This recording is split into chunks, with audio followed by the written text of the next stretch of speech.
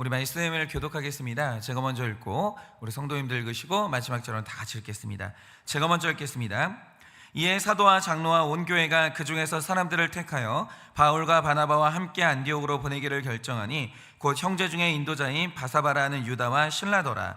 그 편에 편지를 붙여 이르되 사도와 장로된 형제들은 안디옥과 수리아와 길기라에 있는 이방인 형제들에게 문안하노라. 들은즉 우리 가운데서 어떤 사람들이 우리의 지시도 없이 나가서 말로 너희를 괴롭게 하고 마음을 혼란하게 한다 하기로 사람을 택하여 우리 주 예수 그리스도의 이름을 위하여 생명을 아끼지 아니하는 자인 우리가 사랑하는 바나바와 바울과 함께 너희에게 보내기를 만장일치로 결정하였노라.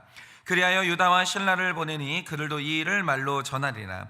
성령과 우리는 이 요긴한 것들 외에는 아무 짐도 너희에게 지우지 아니하는 것이 옳은 줄 알았노니 우상의 제물과 피와 목매어 죽인 것과 음행을 멀리할지니라. 이에 스스로 삼가면 잘 되리라 평안함을 원하노라 하였더라.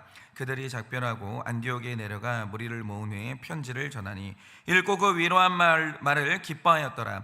유다와 실라도 선지자라 여러 말로 형제를 권면하여 굳게 하고 얼마 있다가 평안히 가라는 전송을 형제들에게 받고 자기를 보내던 사람들에게로 돌아가되 35절 말씀 다 같이 읽겠습니다. 바울과 바나바는 안디옥에서 유하며 수다의 다른 사람들과 함께 주의 말씀을 가르치며 전파하니라. 아멘.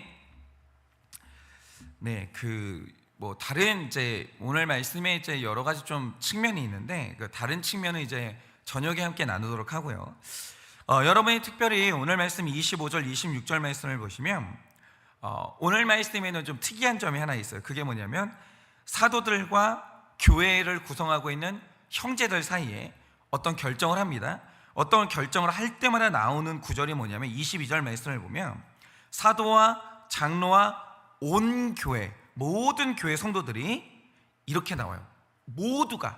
모두가라고 나오고 그 다음에 또 나오는 말씀이 뭐냐면 만장일치라는 단어가 나와요. 그런데 이제 그 초대교회를 보면 이제 어떤 결정을 할 때 그냥 단순히 한 사람이 찍어서 이렇게 합시다라고 하면 나머지 사람들이 다 말없이 그냥 따르는 게 아니고요. 어떤 결정을 할 때 온 교회가 한 마음이 모여서 온 교회가 만장일치로 기쁨으로 결정을 했다라는 거죠. 그런데 이게 어떻게 가능했냐면 단순히 사람들끼리의 만장일치가 아니고요. 성령께서 지지하신 만장일치였다는 거예요. 그러니까 이게 가능해지는 거예요. 근본적으로 사람과 사람 사이의 만장일치가 아니라 하나님하고 우리가 통했던 거예요. 그래서 오늘은 이 만장일치의 이제 의미를 오늘 우리가 좀 큐티를 하려고 하는데요. 그걸 위해서 오늘 말씀에 좀 배경을 보자 이거죠. 1세기 당시 교회에서 굉장히 골치를 썩였던 존재들이 있는데 사실은 이단들도 굉장히 좀 힘들게 했지만 사실 사도 바울을 정말 힘들게 했던 사람들은 교회 안에 들어왔던 유대인 율법주의자들이었어요. 이 사람들이 애매했던 게 뭐냐면 이 사람들이 예수님을 믿는다고 말을 해요. 예수님을 믿어야 구원을 받는다, 그분이 장차 오실 메시아가 맞았다, 이렇게 인정은 해요. 그런데 문제는 여기에 딱 하나 더를 얘기하는 거예요. 그게 뭐냐? 믿음으로 구원받는데 할례도 구원의 조건에 추가하자, 이 말을 끝까지 포기를 안 하는 거예요. 그런데 이 할례 문제가 왜 끈질기게 나왔는지 아십니까? 사실 이 당시 초대교회 상황에서 믿음 외에 만약에 할례를 받으면 좋은 점이 한두 가지가 아니었어요. 그 중에서도 가장 좋은 명분이 뭐냐면 이 당시 유대인들이 기독교인들을 공격했던 중요한 이유가 뭐냐면 이들이 율법을 부정한다는 거예요. 그런데 이건 완전히 오해거든요. 예수님이 오신 이유는 율법을 완성하기 위해서지 율법을 부정하기 위해서가 아니에요. 우리는 반율법주의자가 아니라는 거죠. 그런데 이런 오해를 받아서 이것 때문에 엄청난 핍박을 받았는데 만약 이 당시 교회가 그래 우리 구원의 조건에 할례 하나만 더 추가하자 이렇게 되면 어떤 일이 벌어지겠습니까?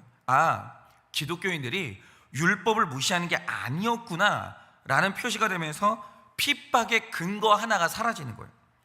그리고 소위 예수님과 유대교 사회에서 근심하는 사람들이 있었거든요. 그런데 이 사람들을 교회에 들어오게 할 수 있는 일석이조의 방법이 뭐냐? 기독교인들이 딱 하나 더 할례를 구원의 조건으로 추가하는 거예요.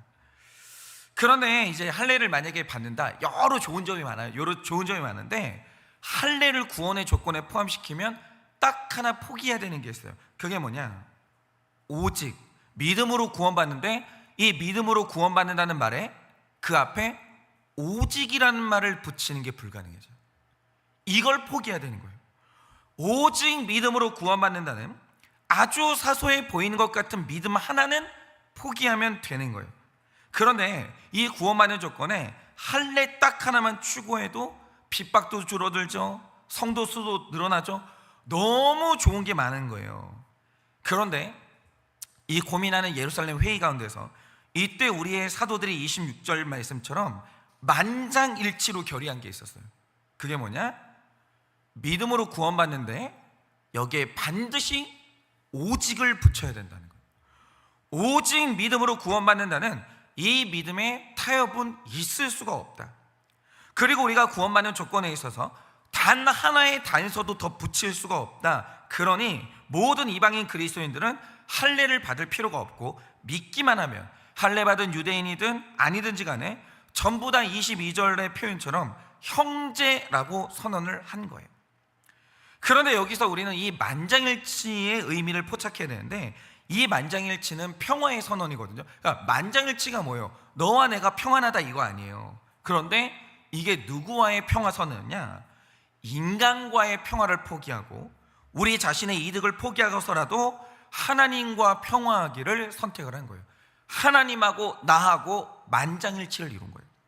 하나님의 뜻이 내 뜻이 된 거죠. 제가 다시 말씀드리지만, 만약 이들이 할례를 허용했다면 좋은 점이 한두 개가 아니었어요. 핍박도 덜 받아요. 어쩌면 교회 재정이 늘어날 수도 있어요. 그런데 이 모든 걸 다 포기하고 핍박을 감수하면서까지 믿음 앞에 이거 하나 지키려고, 오직이라는 이 표현 하나 지키려고 이 신념을 지킨 이유가 뭐겠습니까? 28절 말씀처럼 우리의 주인 되신 성령 하나님께서 오직 믿음으로만 구원받는다는 이 사실을 정하셨기 때문입니다. 이게 바로 성령 하나님의 구원의 방식이기 때문이에요. 다른 방식이 없어요. 믿음으로 구원받는다고 말씀하시면 틀린 표현입니다. 오직 믿음으로 구원받아요. 오직이에요. 이거 하나밖에 없는 거예요. 그런데 여러분 보세요. 힘들고 어렵지만, 당시에는 너무 손해를 많이 보는 것 같았지만 성령 하나님이 말씀하신 그대로 갔어요. 그런데 길고 짧은 건 대봐야 하는 거예요. 이때 교회는 우리 하나님과의 평화를 위해서 사람에게 핍박받고 손해받는 결정을 했어요. 그런데 이 결정에 대해서 하나님이 주신 말씀이 뭡니까? 29절 말씀처럼 성령 하나님께 순종하는 그 길이 너희가 잘 되는 길이고 평안하게 되는 길이라는 거예요. 너희가 반드시 잘 될 거라는 거예요. 그런데 이 일이 교회 역사 속에서 실제로 일어난 거예요. 왜 그런가? 여러분 생각을 해보세요. 지금 우리 생각에, 우리 교회가 공격받는 이유 중에 하나가 뭐냐면 우리만 구원받는다 이렇게 말하니까 그런 거예요. 오직 예수를 믿어야만 구원받고 불교에도 구원이 없고 뭐 이슬람교에도 구원이 없다 이렇게 말하니까 우리가 공격을 받아요. 그러면 이것만 포기하면 교회가 더 확장될 것 같잖아요. 사람들이 교회를 더 좋아하고 인기가 훨씬 더 인기 있는 종교가 될 것 같잖아요. 그런데 그게 아닌 게 신기한 거예요. 왜 그런가? 여러분, 지금 우리가 알고 있기를 한국 교회의 성도가 줄고 있다라는 말을 하면서 교회가 위기라는 말을 하는데, 우리가 우물한 개구리가 되면 안 돼요. 하나님은 한국 교회만의 주인이 아니라 온 땅의 주인이신데, 한국 교회가 약해졌다고 해서 세계 선교가 약해진 줄 아시냐 이거죠. 그게 아닌 상황이에요. 여러분, 지금 한국 교회가 약해졌다라고 하는데 우리 왜 약해졌습니까? 우리가 세상에 인기를 얻겠다고, 세상과 잘 지내보겠다고 기복적인 복음을 전하고 다녔는데, 최근까지 교회가 했던 일이 뭡니까? 예수 믿으면 사업 잘 됩니다, 병이 낫습니다, 자식들 잘 됩니다. 그러면서 맨날 강단에 사람 불러다가 간증을 시켰는데, 간증하는 사람들이 누굽니까? 소위 성공한 사업가, 암 걸렸다가 나은 사람, 휠체어 타다가 일어나는 사람, 자식들 잘 되는 사람들, 이런 사람들만 이제 뭐 이렇게 세워가지고 간증을 시켰어요. 그리고 이걸 좋은 믿음의 모델로 세웠다는 거죠. 그런데 이렇게 기복을 받아서 열광하는 장소에 반드시 있는 어두움이 있어요. 그게 뭐냐? 지금 거기는 사업에 성공해서 할렐루야 하고 찬양하는 사람보다 사업이 안 돼서 오늘 내일 하는 이 고난이 있는 사람, 오늘도 질병이 낫지 않아서 죽어가고 있는 사람들, 자녀가 방황해서 가슴을 치는 부모들, 이런 고난 가운데 있는 성도들이 훨씬 더 많더라는 거예요. 훨씬 더. 그런데 병 낫고 사업 성공하는 게 좋은 믿음이라고 하니까 그거 아니거든요. 자녀가 하나님 앞에서 방황하고 있을 때 그 의미를 해석하고 거기에서 회개할 줄 아는 게 좋은 믿음이지, 단순히 병이 나았다, 문제가 해결됐다, 이게 좋은 믿음이 아니거든요. 그런데 이걸 좋은 믿음이라고 하니까 당장에 고난이 있는 사람들은 자기 고난이 해석이 안 되는 거예요. 순식간에 나는 그냥 믿음이 없는 사람이 되는 거예요. 그러니까 여러분 생각을 해보세요. 내 고난이 해석되지 않는 교회를 누가 다니냐 이거예요. 누가? 여러분, 우리 인생의 고난은 성경을 있는 그대로 구속사의 관점으로 봐야만 해석이 되는 거예요. 여러분 생각을 해보세요. 욥이 믿음이 없는 사람이었어요? 욥이 무슨 되게 숨겨진 죄가 있는 사람이었어요? 아니에요. 여러분, 욥이 왜 그 고난을 당했어요? 당대의 의인이었고 믿음이 제일 좋았기 때문이에요.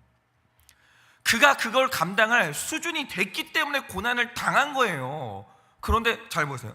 기복적인 관점에서 보면 욥은 뭐가 숨겨진 죄가 있는 사람, 믿음이 없는 사람이고, 욥을 비난하는 친구들은 믿음이 좋은 사람들인 거예요. 그러니까 기복적으로 보면 모든 게 다 뒤집히는 거예요. 모든 게 다. 성령 하나님이 우리에게 주신 대로 성경 그대로를 봐야 모든 게 그대로 해석이 되는 거죠. 그런데 한국이고 유럽이고 할 것 없이 전부 다 이런 식으로 복음을 타협했던 장소들은 전부 다 교회가 약해지고 있어요. 그러니까 잘 되자고 세상과 타협했더니 성령님이 떠나시면서 안 되는 일들이 일어나는 거예요. 그런데 지금 중국처럼 핍박을 당해도 성경 그대로의 야성적인 복음이 살아있는 지역들이 있거든요. 거기에서 지금 어떤 일들이 벌어지는지 아십니까? 지금 중국에서는 한 시간에 평균 1200명이 회심해요. 한 시간에 1200명이. 그리고 전 세계적으로는 1년에 1000만 명 이상이 세례를 받고 회심하고 있어요. 여러분, 한국교회가 약해졌다고 해서 성령의 역사가 약해진 게 아니에요. 지금 현재도 전 세계에서 가장 큰 종교가 뭐냐? 우리만 구원이 있다라고 말하는 오직 믿음이라고 외치고 있는 교회가 세상에서 제일 커요. 인도보다 크고 중국보다 커요. 잘 되고 있어요. 이걸 포기하지 않으니까, 오직 믿음이라는 이거 하나를 포기하지 않으니까 이상하죠. 잘 돼요. 성령의 역사가 일어나요. 지금도 성령의 행전은 전 지구적으로 뜨겁게 일어나고 있습니다. 그러니까 정말 잘 되는 길이 뭐냐라는 거예요. 그냥 성경 그대로를 받아들이시면 돼요. 성령님께서 주신 말씀 그대로 사는 길이 길고 짧은 건 대봐야 된다고, 나중을 봤을 때 제일 잘 되는 길이에요. 그 길이 인간의 눈으로 볼 때 당장에는 손해보는 길 같고 핍박을 받는 길 같을지라도, 오늘 사도들이 100%의 자신감으로 강력하게 외치는 게 뭐냐? 바로 그 길이 삶과 잘 되는 길이고 하나님이 평안을 주시는 바로 그 길이라는 거예요. 그러니까 제가 우리 한일교회에서도 처방을 할 때도 언제나 원칙이 그거예요. 제가 똑같이 그런 거 아니에요. 그러니까 처방은요, 사람에 따라 달라요. 모든 사람에게 적용되는 똑같은 적용은 없는 거예요.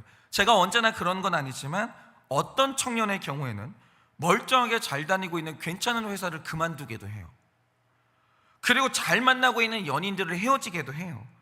또 어떤 청년들은 결혼하기 싫다는데 결혼을 제가 밀어붙인 적도 있었어요. 지금도 이혼하신다고 하면 어떻게든 필사적으로 막아요. 근데 이게 있잖아요. 뭐 결혼을 이제 하고 싶은데 제가 이제 뭐 뜯어 말린다. 그러면 당장에는 이게 손해보는 게 결정 같아요. 목사님이 책임질 거예요? 저 시집 못 가고 장가 못 가면 목사님이 책임질 거예요? 제가 이 직장 그만두면 그 목사님이 책임질 거예요? 당장에는 불이익을 받는 것 같고 굉장한 손해를 받는 길 같았어요. 그 과정에서 원망도 많이 듣고 제일 많이 듣는 말이 뭐냐면, 목사님이 책임질 거냐 이거예요.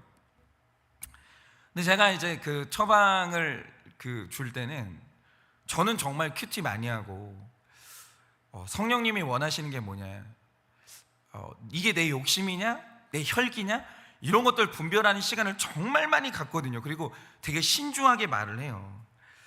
그런데도 이렇게 하는 이유가 뭐냐면 언제나 그랬는데, 만약에 그 지체가 이 처방으로 말미암아 성령님과 화목하면 늘 그 길이 잘 되는 길이었기 때문이에요. 정말 늘 성령님은 오라요. 정말 성령 하나님은 오라요. 늘 그게 잘 되는 길이었어요. 그리고 여전히 성령님은 그러하세요. 당장에는 이게 핍박받는 길 같고, 당장에는 이게 손해보는 길 같은데, 내가 오늘 그래, 내가 이 결정을 하면 다른 거는 모르겠는데 하나님이 기뻐하실 거야, 성령님이 말씀하신 길이 이 길이야. 만약에 그 길을 선택하게 되면 그 길은 삶과 늘 잘 되는 길이에요. 그 길은 반드시 나중에 평안을 불러오는 바로 그 길이에요. 그러니 오늘 하루도 우리가 이제 살아가게 될 텐데, 당장에 이제 그런 결정들이 있을 거예요. 말씀은 이 길이라고 하는데 당장에 내가 경험할 게 눈에 뻔히 보이는 거예요. 이건 손해 보는 거예요. 이거는 핍박이 좀 있을 것 같아요. 어쩌면 사람하고 사이가 안 좋아질 것도 같아요. 제가 이제 어저께도 그런 전화 한 통을 상담 전화를 한 통 받았어요. 목사님, 뭘 결정해야 되나요? 요거 결정하면 분명히 사람하고 이제 트러블이 일어날 텐데 그럼에도 불구하고 해야 되나요? 그런 일들이 있죠. 자신 있게 말씀드립니다. 단순히 사람하고 당장에 잘 지내는 길이 아니라 성령님하고 만장일치 되는 길이 있다면 그거 고르세요. 괜찮아요. 반드시 성령님이 삶과 잘 되게 해주실 거예요. 반드시 성령 하나님께서 평안을 주실 겁니다. 그래서 오늘 성령님의 지지하심으로 삶과 잘 되는 하루를 사시기를 예수님의 이름으로 축원합니다. 이 시간에 제가 기도하고 축도함으로 예배를 마치겠습니다. 기도하겠습니다. 주님, 우리의 시선이 짧습니다. 우리는 1초 앞도 내다볼 수가 없습니다. 우리는 지금밖에 보이지를 않습니다. 그래서 나의 결정이 지금 손해볼 것 같고, 지금 사람과 불화를 일으킬 것 같고, 지금 만약에 내가 두려운 일이 생길 것 같으면 그것이 성령님이 지지하시는 길이라 할지라도 우리는 선택하는 것이 너무 두렵습니다. 어렵습니다. 그러나 오늘 모든 우리의 발걸음을 알고 계시는, 나의 과거와 현재와 미래까지도 다 알고 계시는 성령 하나님께서 말씀하여 주십니다. 나와 만장일치가 되는 그 길을 걸을 때 삶과 잘 되는 길이라고, 그것이 먼 훗날 평안을 불러온다고 오늘 이 말씀을 통해서 우리에게 말씀하여 주십니다. 오늘 우리는 어떤 결정을 해야 하겠습니까? 오늘 하나님께서 우리에게 말씀하신 대로 성령 하나님과 만장일치를 이루는 그 길을 선택하게 하여 주시고, 그래서 언젠가 삶과 잘 되는 경험을 우리 모두가 할 수 있도록 주님께서 오늘 우리의 삶을 이끌어 주시옵소서. 믿사오며 살아계신 예수님의 이름 받들어 기도드립니다. 아멘. 지금은 우리 주 예수 그리스도의 은혜와 하나님 아버지의 그 크신 사랑과 성령님의 위로하시고 교통하여 주시는 그 역사하심이 오늘도 모든 두려움을 뛰어넘어 성령 하나님을 믿고 성령 하나님과 만장일치되는 길을 걷기를 원하는 사랑하는 모든 주의 종들의 머리 위에 지금으로부터 영원 무궁토록 함께 있을지어다. 아멘.